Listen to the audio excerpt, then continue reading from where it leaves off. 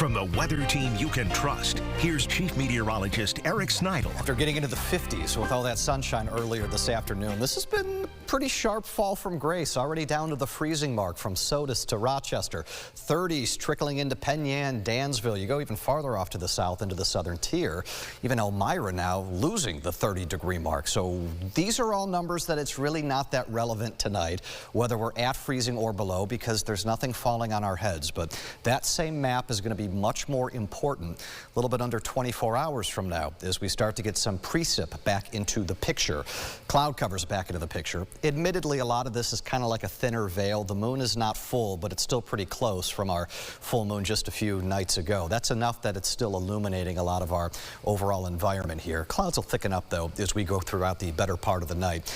Multiple slugs of moisture with this. This is kind of a drawn-out battle zone, if you will, with colliding air masses that's going to result in some wet weather around here later tomorrow. We got another round on the way going into the start of the weekend here too, and then probably a third what could be more significant system toward the middle part of next week as well. So we got a lot of water headed our way over the next 7 days, and I think at least passively we're going to be monitoring the flood potential out of that, but singularly in the short term, we're not getting enough tomorrow and tomorrow night that we've got any big concerns with this. It's more the aggregate as these keep on working their way through. Early tomorrow morning, you've got some light rain showers making their way into the southern tier and the Finger Lakes. The latest guidance that we've had with this really kind of keeps everything out of the picture until late into the afternoon and then going into the early evening too. High pressure to our north. This is a familiar setup for us. Northeast wind at the surface is trying to funnel in some chillier air. Farther to the south, it's a southeast wind flow, so we're in the 40s here, no problems. Do we get a limited corridor, mainly from northwest of Rochester, getting into Orleans County, where we're closer to 32 degrees at the onset of this?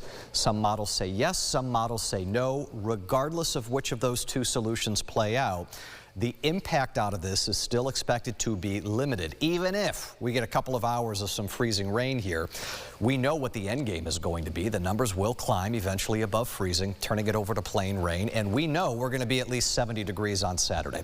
So one way or the other, if we do have issues, they should not be a big deal.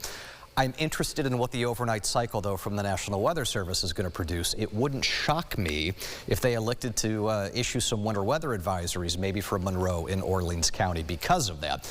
Then we get into the fun on Saturday, doing at least 70 into the afternoon. Rainfall totals out of this later tomorrow, quarter to a half an inch. You know, nothing we can't handle, nothing we can't deal with that. Weekend forecast. Saturday is very much the warmer of the 2 days, getting to 70 degrees. That would be our first time in 136 days. But maybe not the last time on the 8-day. Could we take one more run at that number by the middle part of next week?